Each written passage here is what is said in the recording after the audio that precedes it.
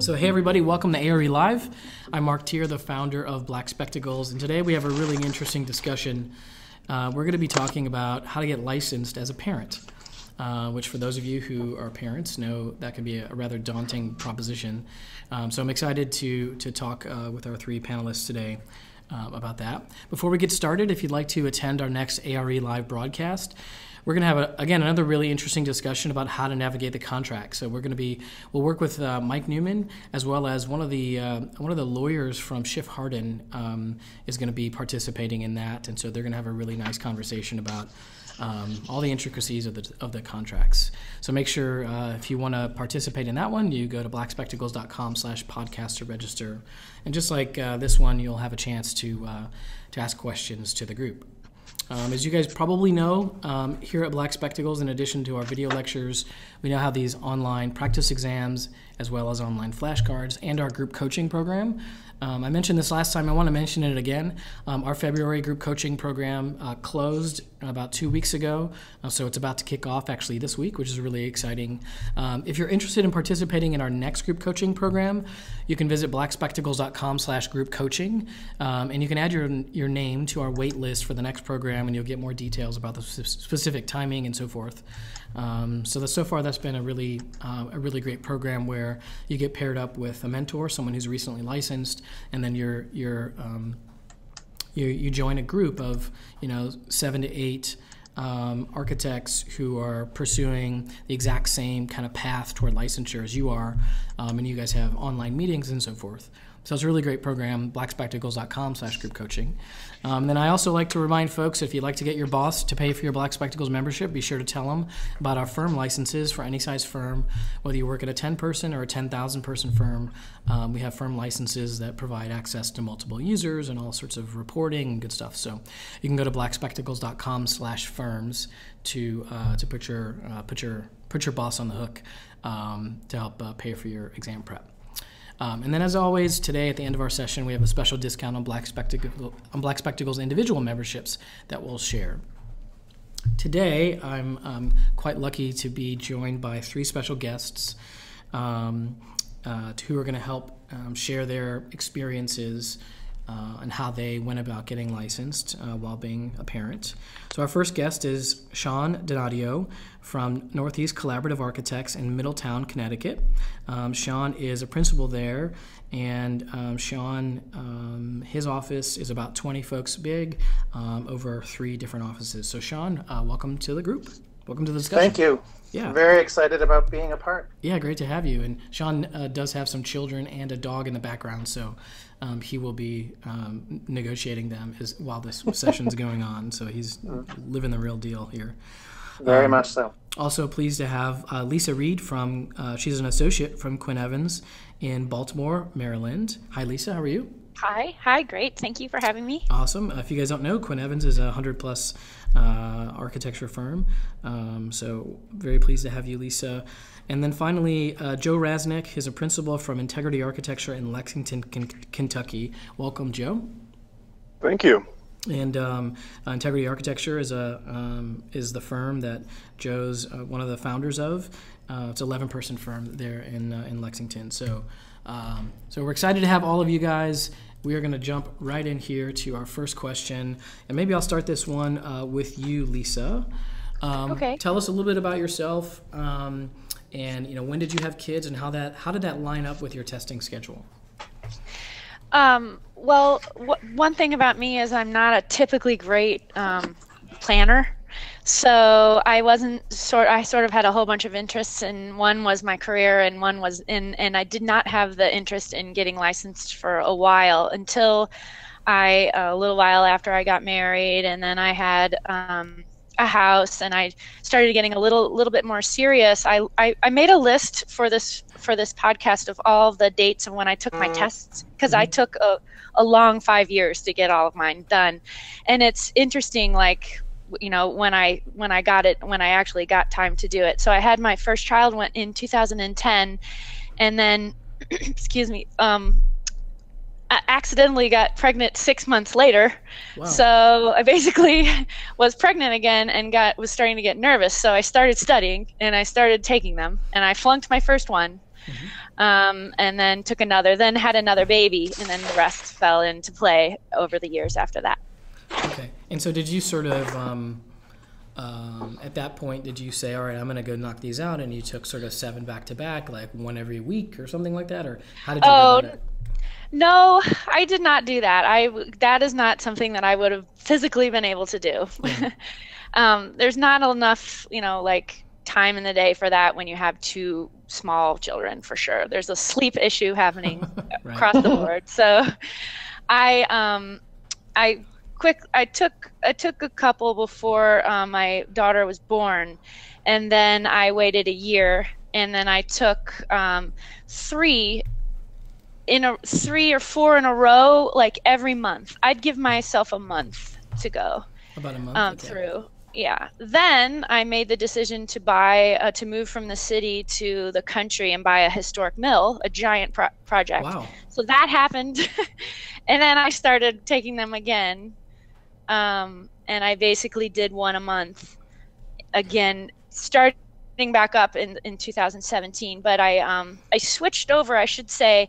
I had the fortunate opportunity to switch over to ARE 5.0 Yeah. for my last 2. Okay. And they were so much more enjoyable. And honestly, I'd been working already for I guess it was 9 years as an architect. So they were basically, because they're so much more intuitive, they're easier. And I just kind of banged them out one after the other. I never did anything more closer than a month apart, though. Okay. So I think there's a couple of key things here. So you ended up finding out that, so you there's a sort of start and stop, I guess, as sort of life happened, let's say.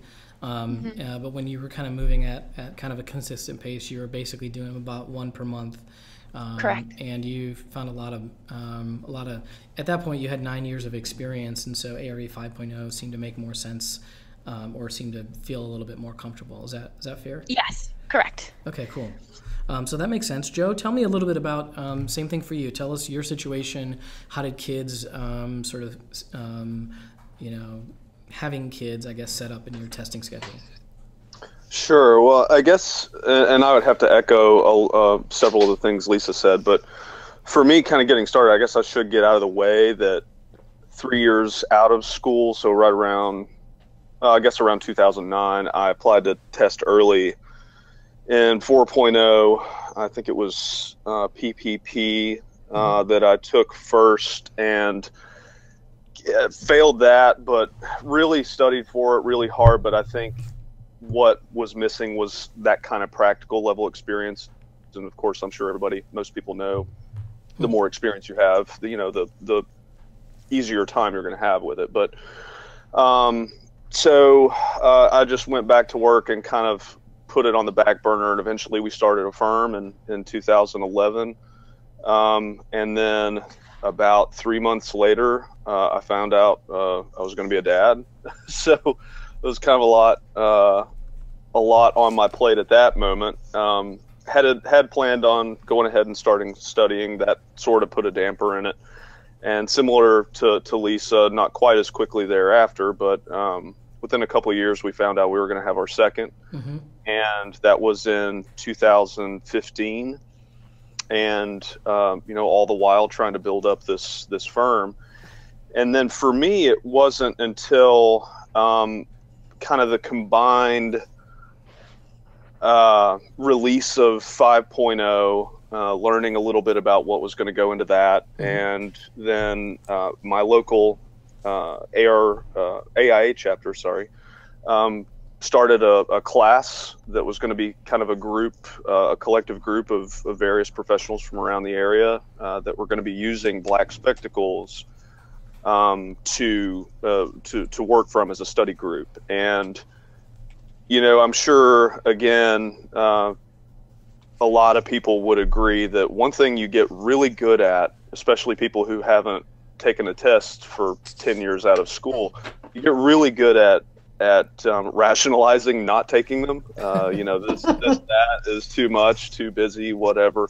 you get really good at it. And finally, I think when that class came up, I just ran out of excuses for myself. I was like, I don't know why I wouldn't jump on this opportunity. And I can't really explain it much better than, when you hear all the people in your office around you that are taking tests and, oh, they passed one, or, oh man, they failed one, but they're still studying. It can be crushing and heavy to see all these people making strides and you're not.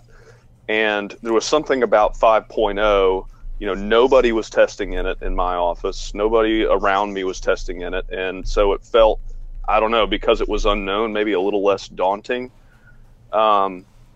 I think I felt the same way. It was just like, all right, let's just jump on this. Just do it. I don't even know exactly what I'm getting myself into. I just dove in, and like Lisa said, it didn't take very long to realize that 5.0, in my opinion, is a way better structured test. It feels like you're doing work at the office. That's what it feels like. And so it just kind of, the dominoes started falling from there, but that's really how it got started.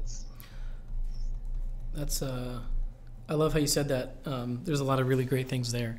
In fact, Willie, one of the folks listening in, said amen to that. So as you're talking about excuses and so forth, I'm going to let Sean hop in here. Sean, tell us a little bit about your situation and how kids lined up with testing for you.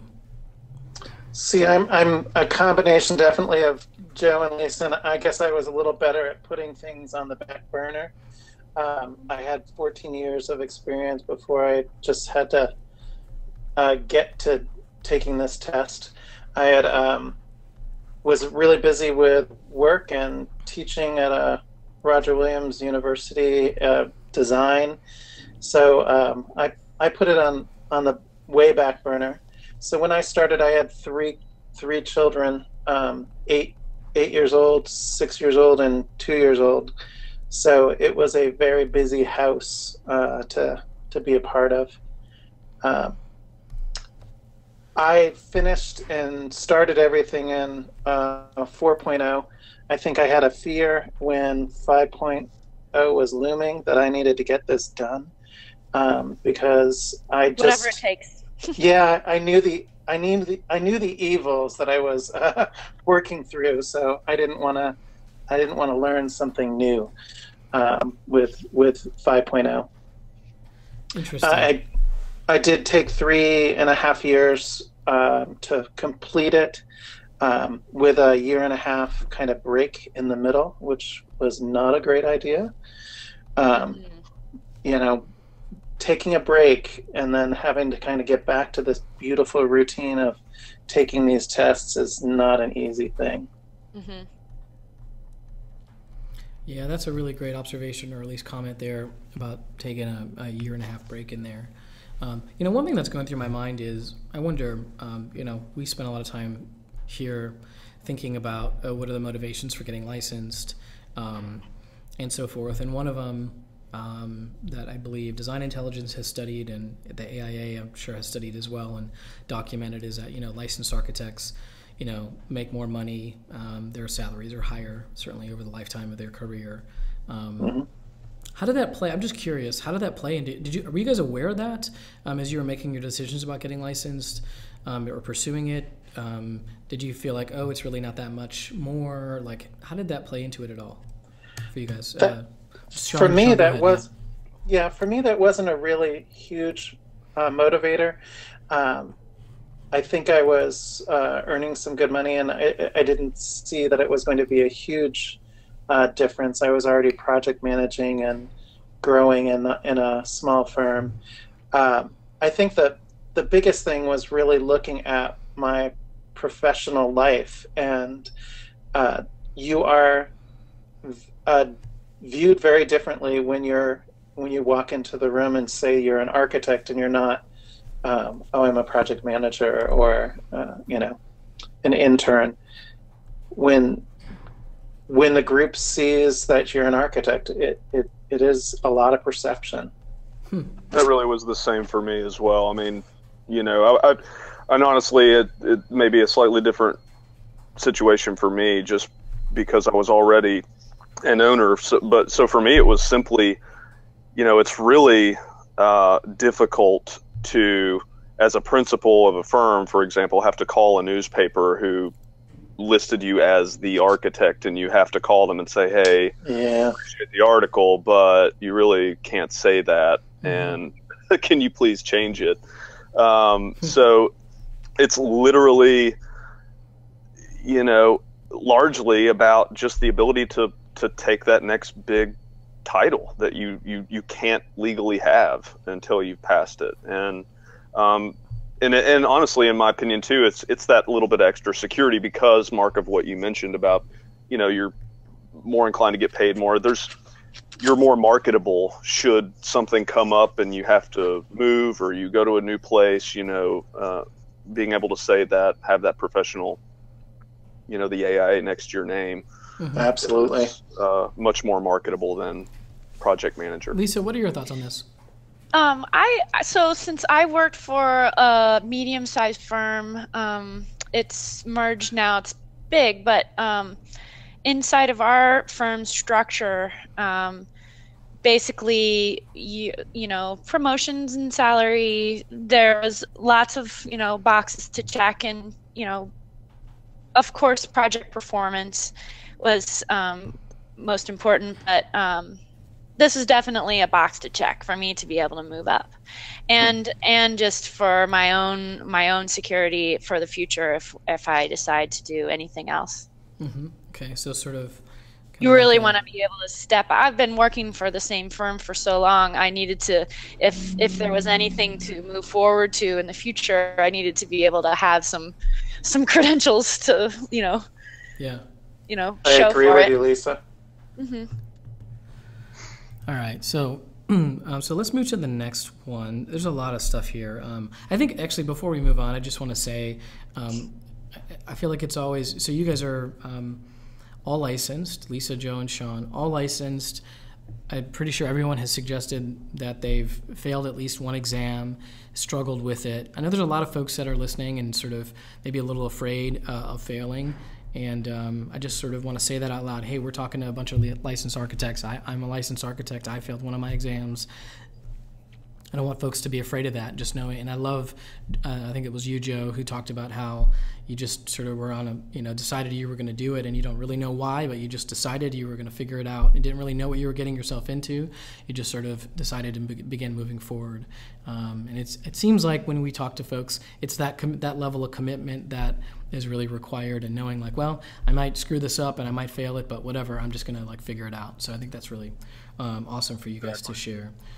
It's such a crazy feeling, because I also, my very first test, I failed because I hadn't actually physically actually worked through a vignette. And so I just read the contracts forever and ever. It was construction documents and services, and I just read and read and read and read, and then took it, and I was like, oh my gosh, I have no idea how to work this.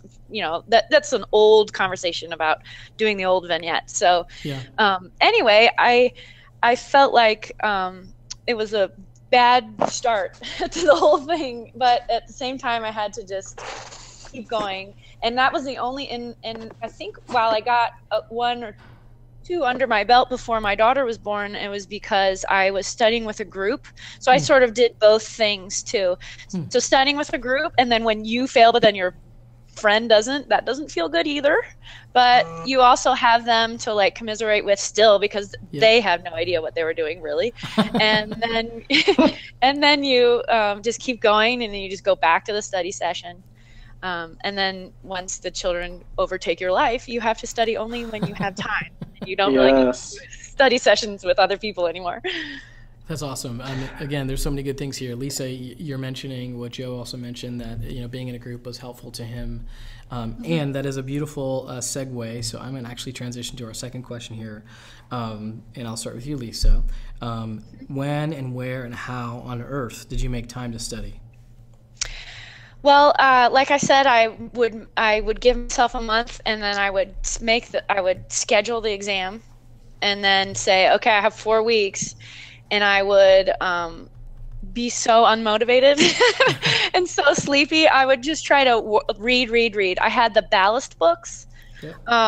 Instead of the Kaplan, I just had to just choose one, and there was less material in the Ballast books to read, and so I just tried to get through all of that.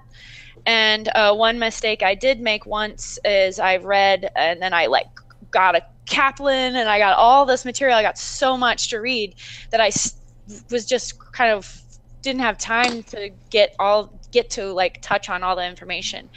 So I read a lot at the beginning, but then the most helpful part of the studying was doing practice tests. And in hindsight, I could have spent half of that month looking at practice tests and then going back and studying the things that I had no idea how to answer. 100% agree with that. And I messed up by reading too much at the beginning on a lot of the tests. So looking back, those tests and those flashcards are 50% of your studying at least should be those.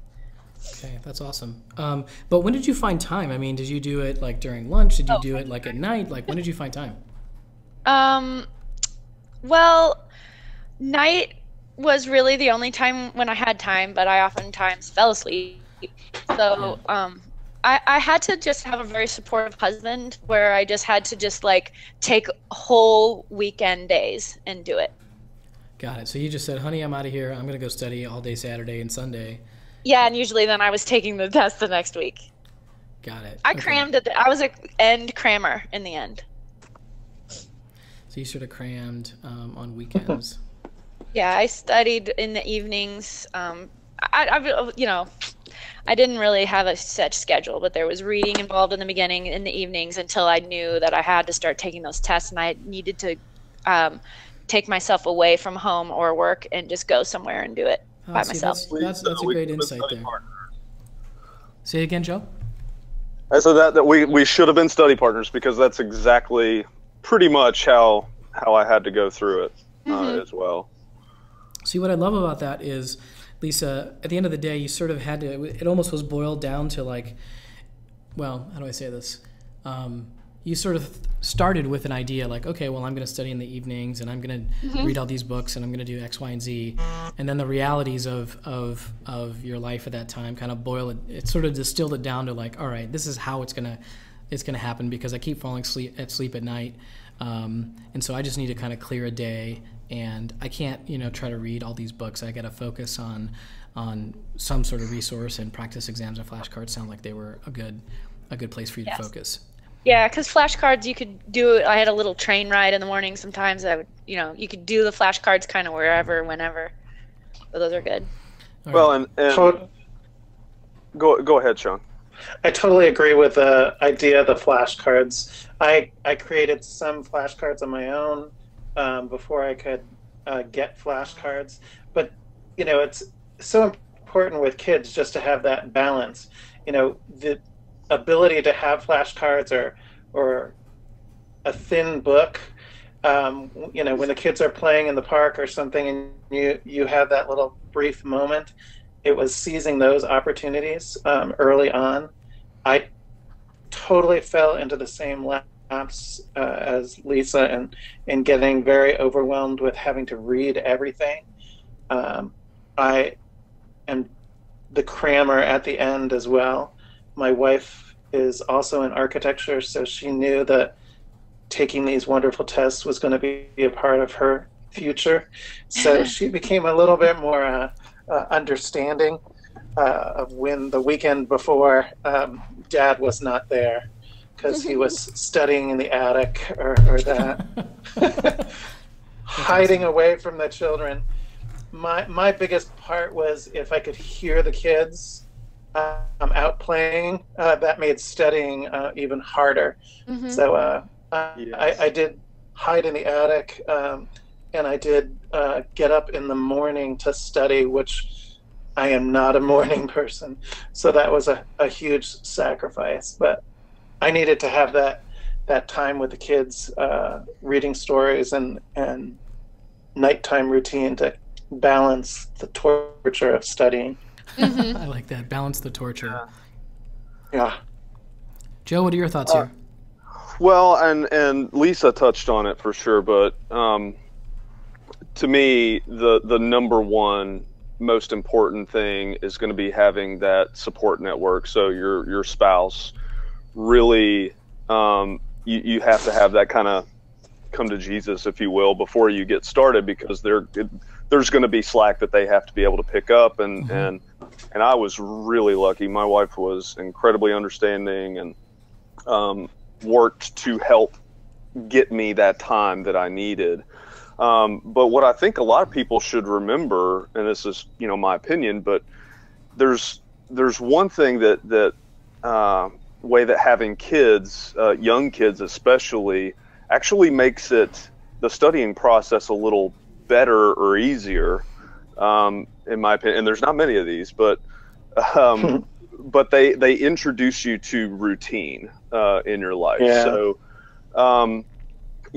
my kids were 1 and 4 when I was studying, and my wife is all about routine and keeping them in a routine. So what we did is, before I got started, we sat down and we identified potential possible gaps in this routine. And basically the way it ended up is I kind of tucked my time into the morning before they woke up, or in the evening after they went to sleep.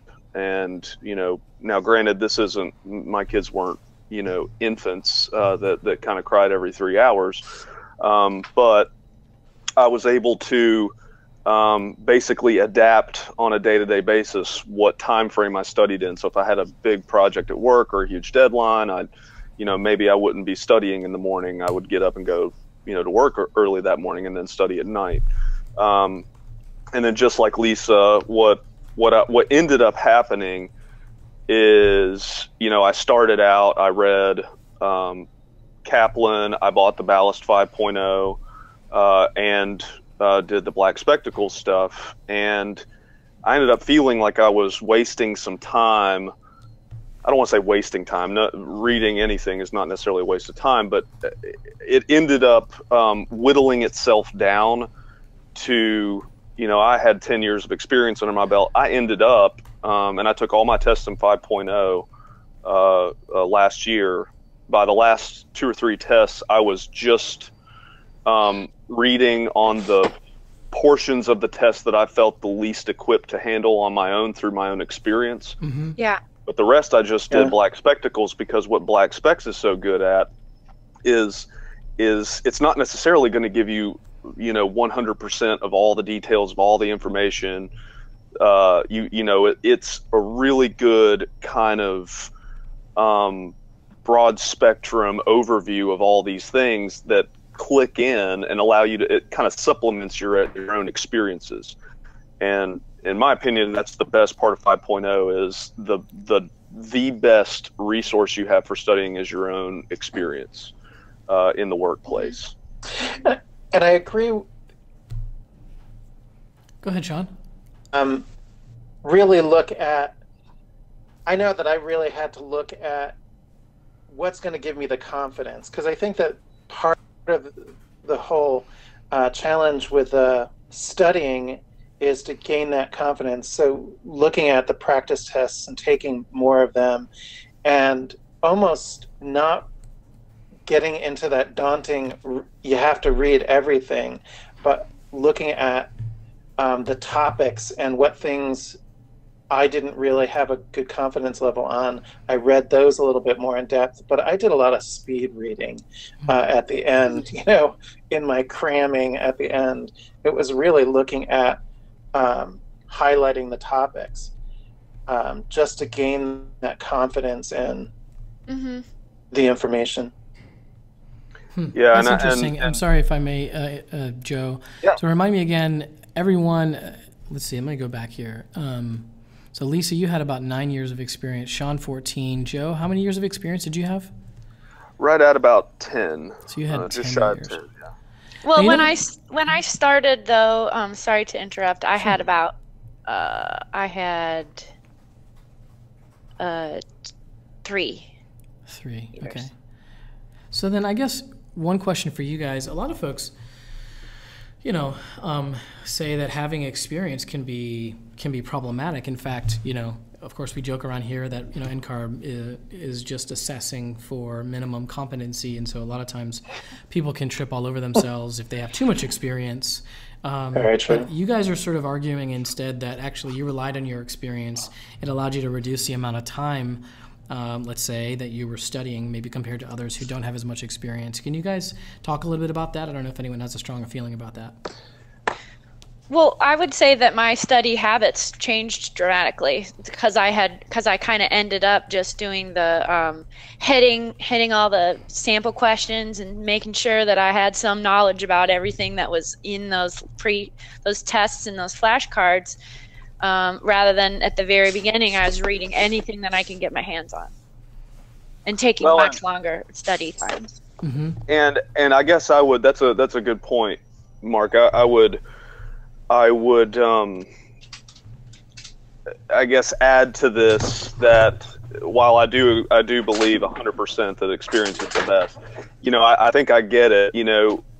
Depending on the office or the setting you work in, you might be doing a very limited, amount of or type of work. You might be doing a lot of the crown molding details or whatever, and that's kind of your thing, your job as a young project manager or project associate. But and that may get into other questions, but if it's me, I would think going to your bosses or to your supervisor and just asking for that that ability to get more exposure to different parts of the process, I would hope that most would be willing and able to accommodate that. But we also I think you have to remember that, I say practical experience was the best thing. And even though I started a firm, for example, the practice management portions and even into some of the project management portions, where they're asking questions about how different types of businesses might be set up or different ways of doing a particular type of process. What are the different ways? I've got, kind of one way of doing, I do things the way I've always done them. We set up our own business. We did that obviously one way. So there's going to be difficulties, I guess, in finding experience for, across the gamut. Mm-hmm. And I don't know what questions I got right or wrong, but I can tell you that the feeling I got coming out of each and every one of those tests is because, I made the decision I'm going to fall back. If I have no real firm, definite, I know I read this answer is correct, then I allowed myself to fall back on, okay, based on the type of work I've done and the situations I've found myself in working in the real world, I'll fall back to that and let that inform my answer. And, here I am now. So I have to believe that was at least a good approach for me, in my opinion. Mark, I guess in terms of thinking about the practical experience and these exams, it's kind of, in some senses in my mind, oil and water. The tests really seem to be about kind of going through that hurdle and doing that general information. It's really not to connect with what you do on a daily basis as an architect within an office. But Sean, the new version actually is way more like that. It's a lot more practical. Or that's awesome to hear. Yes. It's not so mysterious and just like it's so infuriating. I can't tell you how amazing it is to go into a test and rather than feeling like you've had to memorize all this stuff that in the real world you never have to memorize. It's all in a book somewhere that you can pull from. Exactly. And that's what they've done here. They've given you excerpts of zoning ordinances or building codes, and there's familiarity with that. So that process of being given a situation to have to navigate and having those resources there, it's that familiarity, and aside from the clunkiness of the interface itself, but the resources being there, are huge and so familiar, and you actually get that sense of confidence. I don't know if it was that way for you, Lisa. I felt you could feel confidence come in and out with these various questions as you kind of, you knew exactly where to go look, that kind of thing. That's super, because as architects, we're supposed to know a little bit about a lot. The important thing is knowing the resources that you need to go to get that information. So I think that's a huge step in the right direction. So it sounds like we've got multiple thumbs up for ARE 5.0, which is good to hear. I'm sure the folks from NCARB would be really pleased to hear that. For all of you who aren't aware of this, ARE 4.0 is expiring on June 30th. So if you still have some tests to take, make sure you take them before June 30th, or at least consider and look into sort of the 5-exam plan, or that transition where you can take a couple exams in 4.0 and 5.0. So that's my NCARB public service announcement right there. Guys, and maybe Lisa, I'll start with you. We've talked a little bit about this, but maybe we'll ask it in a more specific way. Maybe what was, Lisa, your biggest challenge in maintaining sort of the home and family life along with studying? And maybe we should have even written that sort of your professional and family life. So you're working in an office and family life, and the third thing is studying in here. How did you, what was the biggest challenge you had? And how did you overcome it, I suppose? The biggest challenge, I guess it's just sort of challenging logistically. That's the biggest challenge. It's not a very exciting answer, but it's essentially just fitting it in. And then overcoming the challenge, I think studying and taking these tests became this sort of like bridging thing where like my family was on my side, and then of course my office was on my side, and it was sort of like this carrying like overarching thing that was like gonna hopefully make in the end both situations better. And I also looked to it, I guess you could say I'm a little bit goal oriented, and this is something I'm just coming up with as I'm sitting here thinking. And my children were always fairly mysterious to me. And I didn't always, it's always just like extremely like mind boggling what, just the amount of energy it takes to take care of children. So taking these tests and just sort of being able to check these boxes and being like, I am still a person that can like learn and do the right thing and further my career. I can still do it. A little bit of a confidence booster that I think I might have needed also in the amidst this sort of like upheaval of your life, like kind of taking care of a whole family. So I think I went a little bit off track there, but I think the tests and everything just became like a part of both lives. And Lisa, you did that on sleep deprivation too with infants. That's amazing. Yep. Yeah, I did it pregnant. Lisa, I can hear the pregnant. swagger. I can hear your swagger from through the microphone. That's awesome. Yep, I did that. You earned it. That's awesome. So yeah, I mean, it was just like, I can do this. This is somehow going to be having a career and having good, well-kept children can happen somehow. Sean, what are your thoughts on this one? Mine emotionally was really trying to get that time management, working with very different schedules with my kids, being very active young kids, and me wanting to not miss any moment with them. So that was a real hard emotional kind of challenge for me. As architecture is important, but it's not my life. So I really wanted to have that balance of getting those opportunities with the kids, and the balance with work. There were times that I had to manage putting this off a little bit for projects schedules. So it was really time management for me. Okay. How about you, Joe? Well, very similar to both the other guys. I set my priorities, going into it. I've always had kind of the same priority level. My family comes first, and then and then my job comes second, and this was a tight third. So I absolutely, when it came to it, wasn't going to let this trump any of those things. And, that became the biggest challenge, I guess, coming back to the question was, your wife or your husband, they're picking up slack and they're happy to do so, or maybe not, but they're doing it and they're helping.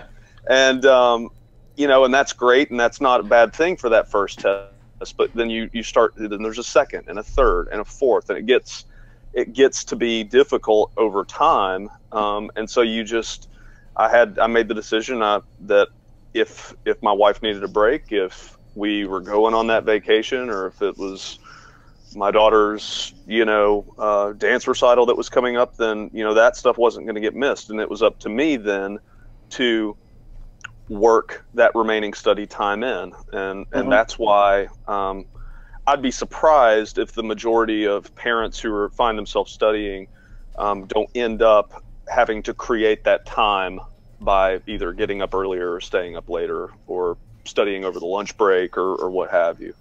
It's interesting. It sounds a little bit it sounds like one of the principles here is about being flexible, but also about being focused. So in a way, you sort of set your priorities, but if something comes up that is, let's say you didn't really plan for, well, you might shift your priorities, and you might say, okay, well, I was planning on doing this, but I'm gonna sort of shift my priorities and do this other thing instead. But then I'm gonna get back to what I was doing. Is that a fair thing to say? And that is going to happen. That is absolutely going to happen, and I would be shocked if it didn't happen continually, more than once.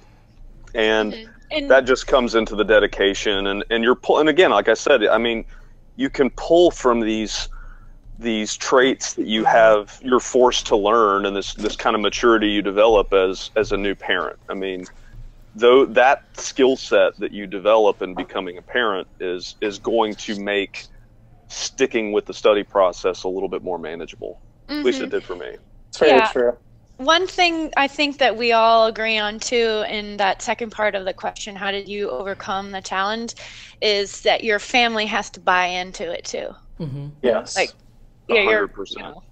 You definitely have to take time. Occasionally, you can't always study at night, and you're gonna need a little bit of time to be able to do it. Your family, and if they're kind of, you can get them kind of excited about it, they're really supportive, and that really helps too. Yeah, and you're gonna do the best you can. My wife and I, let's see, it was the very end of January, start of February last year that I signed up for the actual class that was going to be attacking these things, and we did our best to sit down and kind of map out the year. We knew we were going to go down to see her family for the holiday. We knew we were going to try to take a vacation in the summer, so we try to map these things out, and of course it almost never goes the way you think it's going to go, as we've already said, and you just have to adapt, but that's why it will be much better if your family and your office, of course, are going to bat for you and supportive. So Lisa, I want to raise a question here from one of our listeners. As a mother. So Suruchi asks, she says, please talk about how to get licensed with small children. It's especially harder for new mothers. We'd like to hear some time management tips from you, Lisa. I know that, I have kids, and I certainly saw a lot of the burden, certainly in the early years, be way more proportionally on my wife than myself. And so, Lisa, how did you kind of deal with that? Looking back at my notes where I finally wrote back down when I took the tests and when I had my babies, I didn't start taking tests until after they were closer to 2. So that must be something about when routine gets a little bit more regular. Okay. Then there's, like dad puts him to bed too, and it doesn't, you don't have to starting to get graphic, but you're not putting all of your loving energy into breastfeeding and getting up at night and all that kind of stuff. You can't, there's no reason to bother yourself with studying at that time. I think there needs to be a little bit of you just have to be able to let go with some of your responsibility and put it in the hands of your spouse, and just go ahead, and if they're, you need them to be supportive, and you have to do it in the evening. And like I said, I could barely study at night. I definitely couldn't study in the morning. One of my kids doesn't ever sleep through the night, so that's just an aside thing. But I just can't. I can't do it at night. My husband has to give me time to be able to do it, and then that's why I ended up just doing the cramming. And you just have to study less than you think you need to, and then just take them and see if you actually pass some. Well, and the fear of failing is going to be pretty big, because you'll never have felt so unprepared for something. But you have to just get through it. And Mark, I would say, just to kind of underline that point, and I'm obviously not a mother, so my experience was, of course, different. But I imagine there's probably several people listening and out there that, maybe they don't have a spouse, they might be a single parent, and you still should hopefully have, a support network of some sort of family or extended family, friends. The other thing I think, and I would imagine Lisa and Sean would both agree with me, that you have to also keep in mind is, though you have those priorities, your children are your priority, your family, and then your job and all these things. The other thing to keep in mind is you deserve this. You deserve to be licensed. You've been working. You went through a long ordeal in college. You didn't get to go out to all the parties in college. You're working in the studio. You come out and you have to put in all this time, these years ahead of time, just to get to where you can take the tests. So you've earned the right to take those tests. So if you have to make certain other sacrifices, or if you have to ask that difficult question of your parents or your in-laws to say, you need to watch these kids for me on this schedule because, I need to do this, then don't feel guilty in doing that. I love this discussion. This is awesome. I'm going to move on here as we're, the clock's ticking here for us. Sean, I want to ask you, what did getting licensed do for you? And, what did you do to celebrate? I mean, I think talking a little bit about some of the things that we've talked about in the past of really connecting with a family and having it be something that we're all doing. We talked, my wife and I, with my kids about what I'm doing and trying to have them understand that Dad's taken a lot of tests, and he needs to have sometimes that we can practice studying together. But we always celebrated, and this was, I had to wait for the letters to come in the mail. Took forever. It was awful. It was really awful.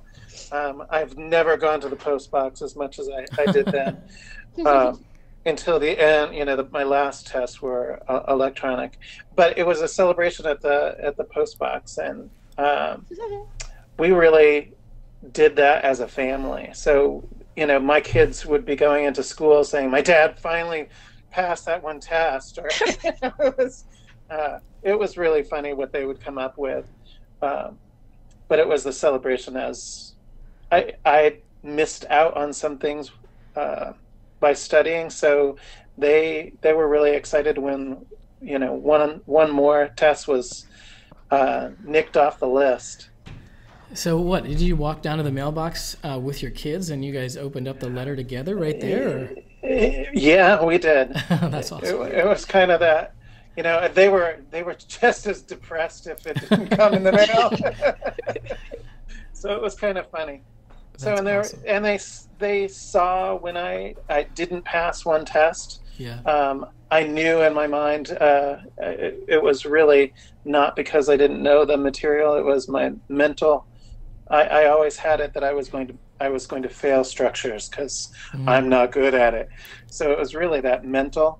But they saw when I was depressed, and they were there to give the hug and say, "You're going to study harder next time, Dad." That's such an awesome. It was good learning experience, probably for your kids, to watch you go through that, and to, you know, to see sometimes there's a real excitement, sometimes there's, you know, disappointment, and for them to participate in sort of consoling you and then celebrating with you, that's pretty awesome.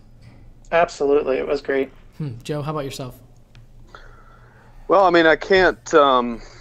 I can say that the feeling of getting licensed. You know, obviously we've all on here. We've had kids, and there's nothing quite like having kids, and I'm sure everybody listening would get that as well. But there really isn't anything like getting licensed either. I can't say I can. They're not really apples to apples, of course, but there's nothing like it. And for me, when the last test result came down and I saw it, I was certainly, you know, happy about it. But, you know, I had to go right back to work, came home, had to cook dinner for the kids, get them down. So there wasn't, I think we went out to dinner to celebrate, but yeah, the celebration for me was more internal and quiet. And it's one of those things that I never had the scream out loud and jump up and down moment. It's one of those things that, you know, it kind of got it done and it left my mind. And then something happens where you walk into a room and you introduce yourself as an architect, and then it hits you in that moment. And then, you know, a newspaper, something comes up in, you know, in an article, and they say architect next to your name, and you don't have to call them and tell them to change it. And then it happens again, and it keeps happening in these little moments. You see your license hung up on the wall or something, and there's all these little celebrations. So I'm still celebrating it, if you want to put it that way. I agree. I agree with you, Joe. The idea of walking to a room and saying you're an architect, it's really that combination of those hours and, you know, that started back in studio in college, you know, decades. Yeah, decades exactly. And so, yeah, of course, if you think about it, you would hope that it wouldn't all wash over you in an instant and then be gone and you're back to right. normal life. I mean, it goes on and on. And we work for this. I promise everyone that it is worth the heartache and the struggle and the stress and the anxiety. It's worth every single bit of it. It's 100%. It's so funny, Joe, to see this, the way that you're kind of comparing getting licensed with having children, and like how painful and joyful and wonderful and frustrating having children is almost exactly like getting licensed. Not to be confused with making children, which is very different. But having the children is that's way more fun. Yeah, is certainly a mixed bag, which is really funny. Lisa, how about you? Tell me about getting licensed, and what did it do for you? How did you celebrate? It definitely is just an accomplishment that you just keep with you. It's like you got to like put on the badge, and where I didn't know if some of my most favorite architects aren't actually licensed architects. They were professors that I worked for, but you know, I'm like, they didn't have to get licensed. It doesn't mean you're a better architect, and surely it doesn't mean you're a better architect. It's just that you're legally an architect, and you went through it, and you are officially what you set out to be, and someone has given you that name, and it means something, and it's a huge accomplishment. And this is way more on a funnier note. How did I celebrate? I happened to have just installed the bathroom in our house that we had just been renovating, and so I had a glass of whiskey. And I was getting into the tub, and I was like, I'm an architect and I have a bathtub. And that was like the basic. That sounds perfect. That sounds like a perfect celebration. That was basically all the celebration that I did. But so if I heard you right, you said you took a bath in whiskey. Is that what you said? I think that's what you said. That's what we're writing down. You hit the big life now. I only had a glass. Whiskey, but it was just a big load off, and the fact that you're just accomplished and that like thing that you're supposed to be doing is over is humongous. It is huge. Now Lisa, you can all of a sudden put all of your energy into your kids again. Yeah, that's awesome. Lisa, as we look to wrap this up here, give me your advice. We have lots of folks listening in. We have so many comments. It's kind of overwhelming. So many people are like high-fiving. I don't know if you guys can feel it. They're like high-fiving you guys, and amen to that through this session. Thank you all. So, Lisa, what's your advice in general for folks with kids who are looking to get licensed? You have to just go for it. You have to just do what you can do, get to a point when you feel just mildly confident, and then you have to just schedule that exam and go to it and take it. That's the only way to do it. You can't put it off. You have to just go for it. And Joe, how about you? Well, the way I've described it to people in the past is, I grew up in the mountains, and we go to a lake and there's cliffs you can jump off of, and it's sort of, for me, it was just like that. You're standing on a cliff, and it's at one time kind of terrifying and maybe exhilarating. Ultimately, you probably wouldn't do it again, if you had to. But it's the same way. How do you take that step? You just have to take it. There's no magic to it. You just have to decide. And I would just again remind people that if I could give one piece of advice, it's don't wait anymore, because it won't get easier. It will never, there will never be some magic year or 2 years or 3 years after you have kids that will just be way easier than everything else. You can tell yourself, when they're not an infant and they're not crying all night, and sure, but the stress doesn't go away as they get older. It just changes form, in my opinion. So do not wait. And again, I would underline the fact that, everybody listening to this has gone through school. They've put in the hours at their job. This is that next step, and it's a huge one, and you've earned it. You've worked really hard for it. And that state number is sitting right there. It's not going anywhere. Nobody's going to hand it to you unless you take the time and the energy and, use the tools you've learned as a parent to get there and take it. Sean, how about yourself? I like what Joe was talking about in terms of it's never going to get easier. Kids, even now, teen kids, they have their demands, but really find your pace and make it go faster. I thought that I had this 4-month thing. I should have done it faster, and I could have done it faster. I had a boss at the time going, just take them all and just deal with it that way. There is some truth to that, but finding that balance for yourself and going a little faster. And I guess my last part is, don't take a break, because taking a break, it's even harder to get back into that don't stop the routine. train. Right, exactly. Yeah, I had to train take going breaks. and go. I had to take a couple breaks just because logistically, and each time I flunked the first one coming back in. Yep. Yeah, that was the same.